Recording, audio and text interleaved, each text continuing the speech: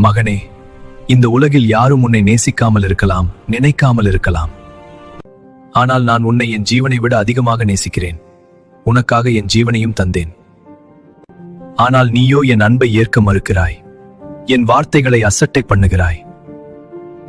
உன்னை சுற்றியுள்ள மனித அன்பிற்காக இயங்கும் உன் இதயத்திற்கு உன்னை சுற்றி சுற்றி வரும் என் அன்பு ஏனோ புரியவில்லை.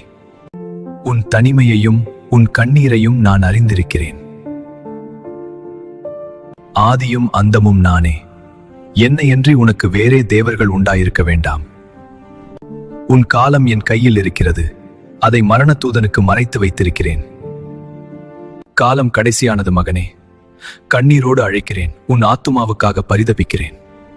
ஒரு முறை என் வார்த்தைகளை கேள். நீ காணாத அதிசயங்களையும் அற்புதங்களையும் அது முதல் நீ காண்பாய். என் அண்டை வந்துவிடு என் அன்பு மகனே. நான் உனக்காக காத்திருக்கிறேன்.